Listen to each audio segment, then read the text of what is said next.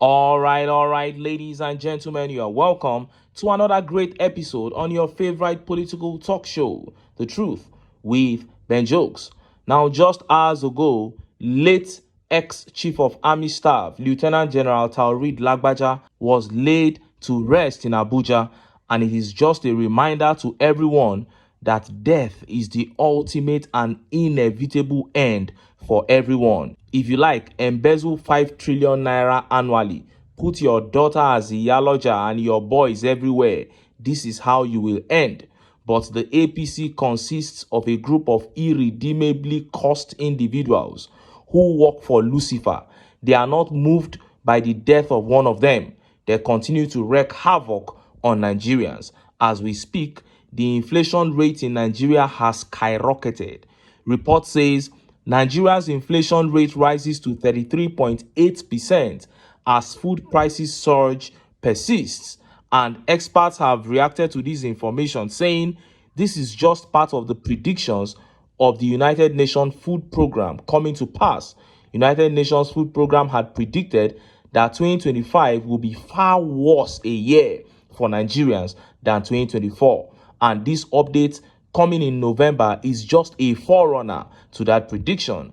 And a few hours ago, more proofs that the coming days will be worse began to surface. First of all, it was a video from the Redeemed Christian Church of God.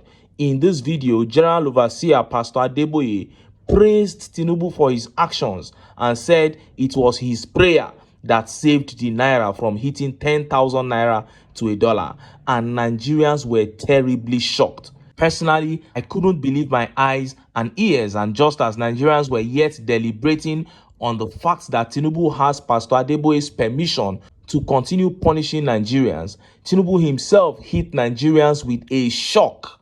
2 days ago, I did say that APC members were stealing as if Nigeria as a nation was going to end tomorrow. So everyone is taking whatever he can. And this new shocking update from TINUBU further buttresses my point. Before I show you that shocking update from TINUBU and the video from Pastor Adeboye, let me quickly show you these videos. The first video here is a very short but powerful one. APC people came for their final campaign in the forthcoming gubernatorial elections in Ondo State, and one old woman pulled out a cutlass on them. She said anyone who would still come out to campaign for the APC in the Southwest with all that is happening now deserves to be butchered. See the video.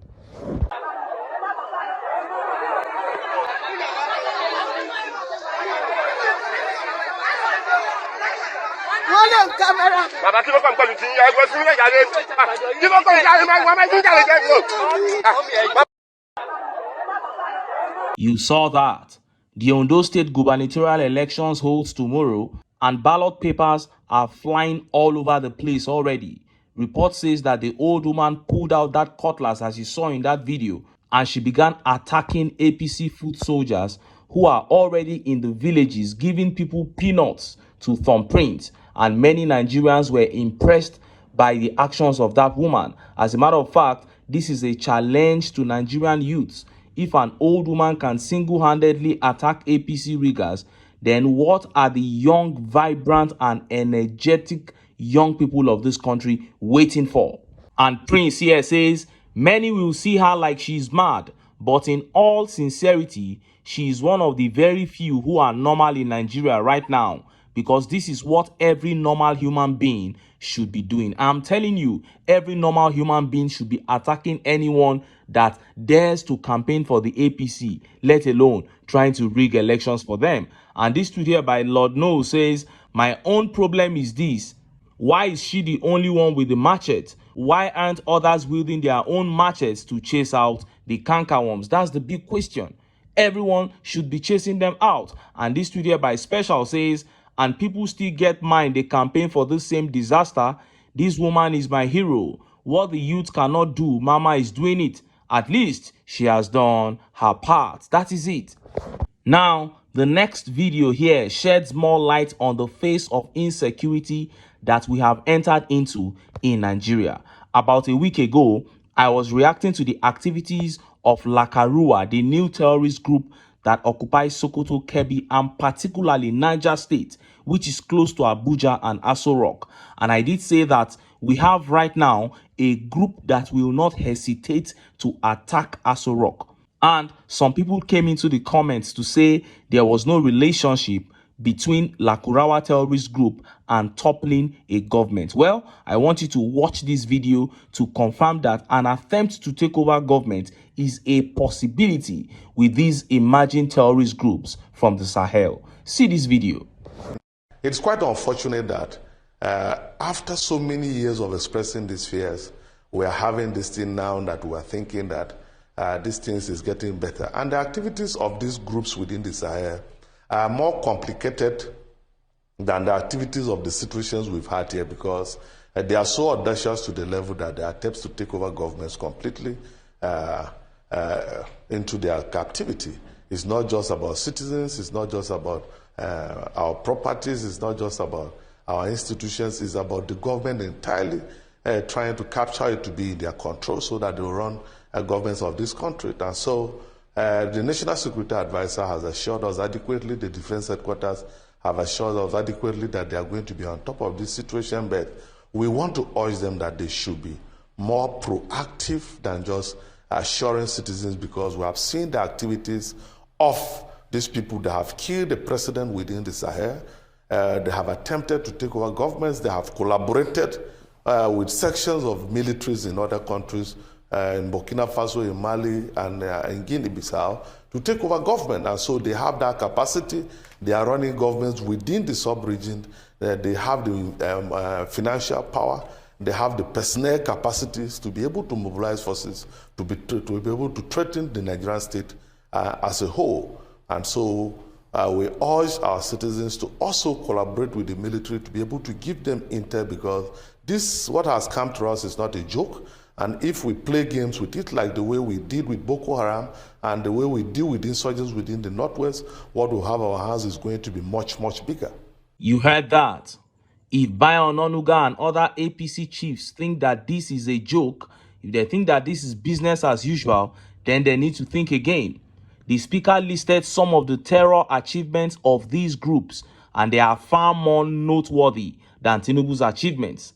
So this is not a joke. And I hope the Minister of Interior knows what we are up against this time around, because he was on TV 2 days ago and his report on security efforts to curb the activities of this new group was next to zero.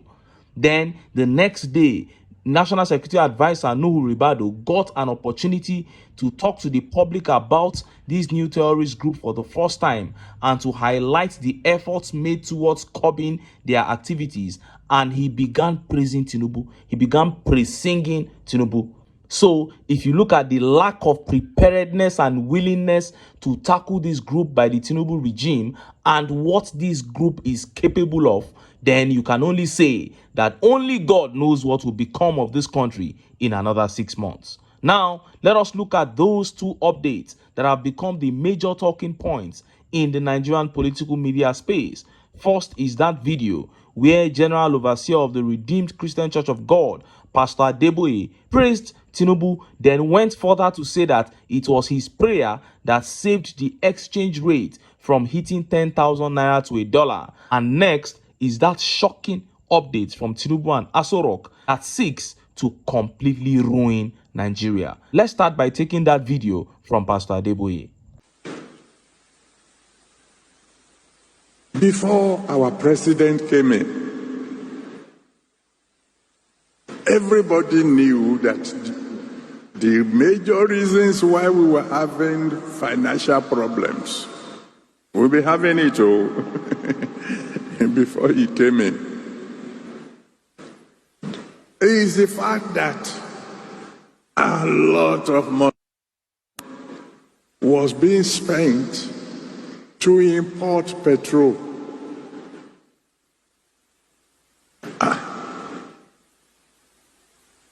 How can we be importing petrol where we have this in abundance here?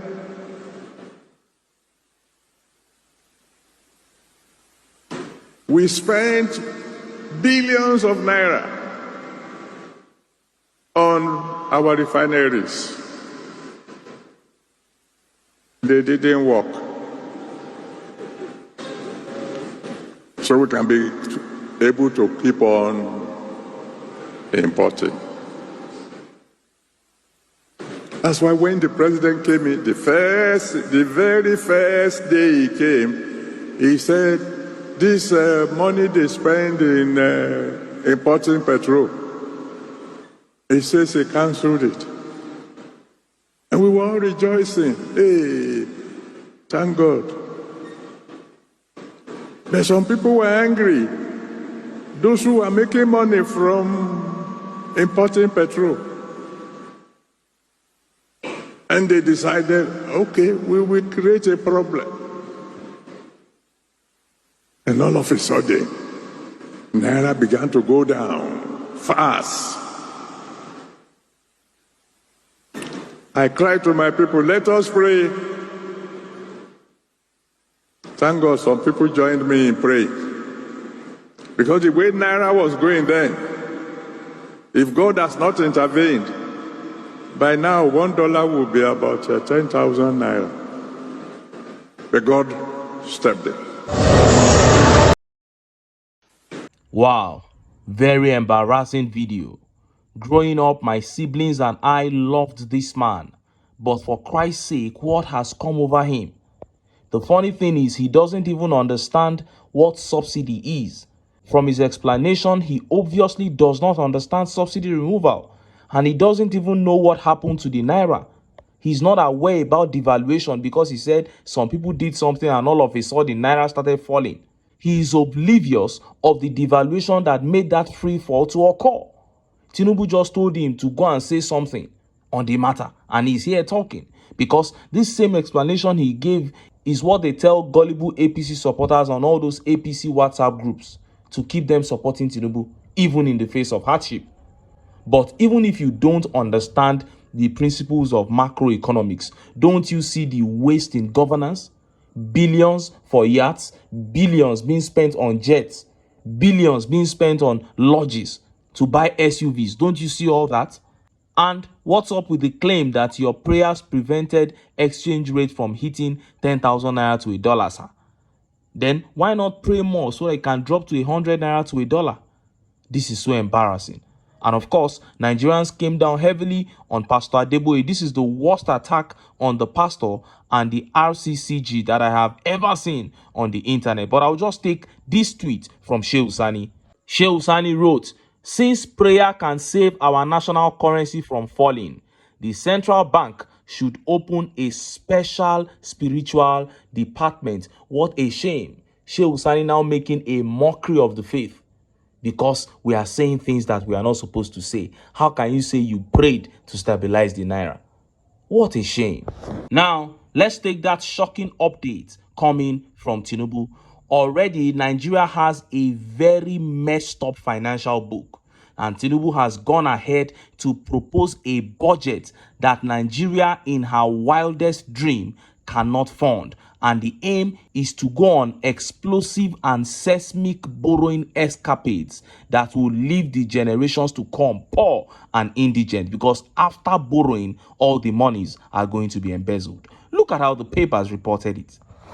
Breaking: TINUBU government proposes 47 trillion naira 2025 Nigerian budget, up from 27 trillion in 2024. Reporters: Nigeria has proposed a 47 trillion naira budget for 2025 despite struggling to fund its 2024 budget of 27 trillion. The budget for 2025 announced is what Bola Tinubu-led government plans to spend and does not include expenditures by state governments, as Nigeria operates a federal system of government that comprises federal, state, and local governments. Each entity of government ideally draws up their budget. According to details from the federal government, it pegged the crude oil benchmark at $75 per barrel, while oil production is expected to be at 2.06 million per barrels per day. This budget is the highest in history of the country. the current fiscal year budget was proposed at 27.5 trillion. In 2023, it stood at 20.5 trillion. 2022, it stood at 17.12 trillion. 2021, 13.5 trillion. 2020, 10.8 trillion. 2019, 8.83 trillion, and 2018, 9.12 trillion.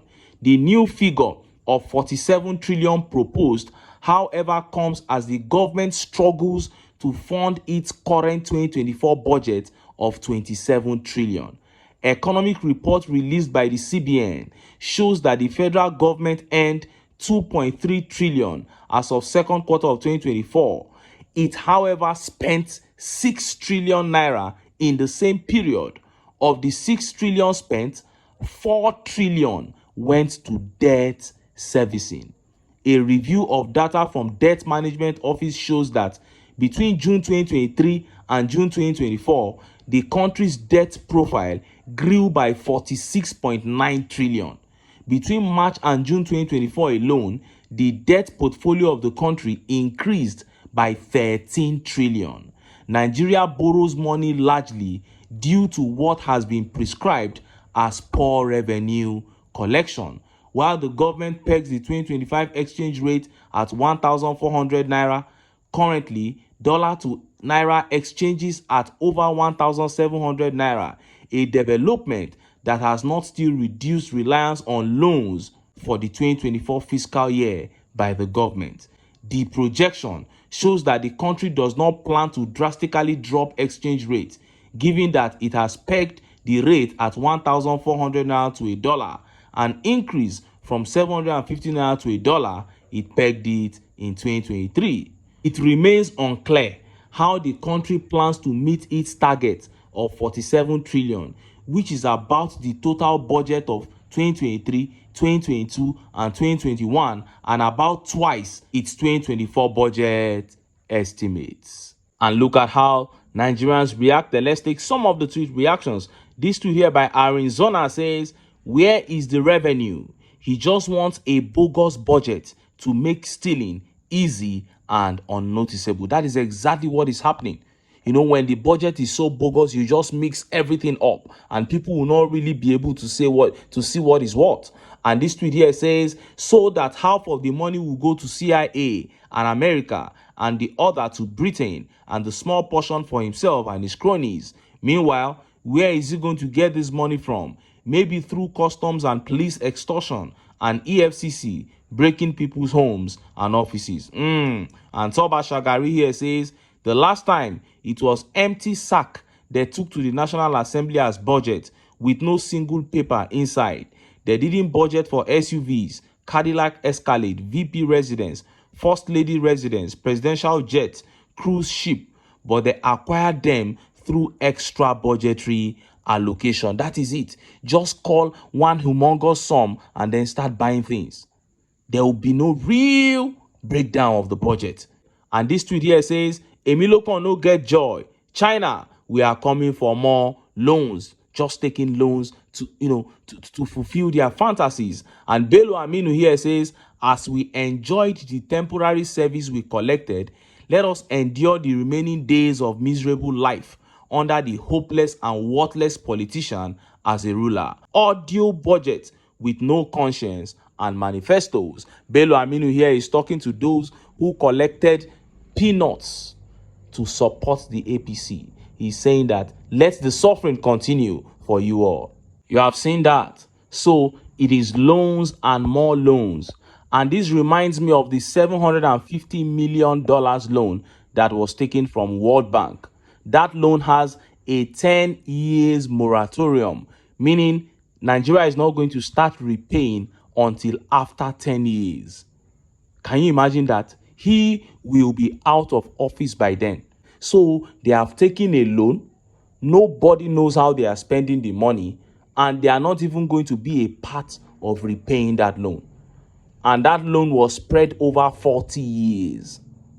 Look at the kind of things happening in this country. You take money for the generation yet unborn to come and pay for you. Yet Nigerians cannot feel any single impact of all these loans they are taking. What a disaster.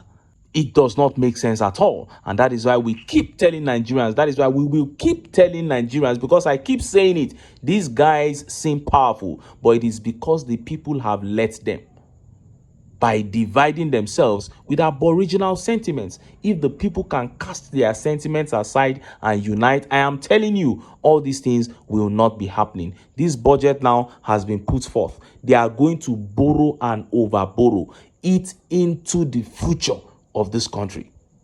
That is exactly what is going to happen. It is left for Nigerians to say no, bring themselves together, cast their sentiments aside, rise against the APC, and kick them out of office. But until then, make I still enter town.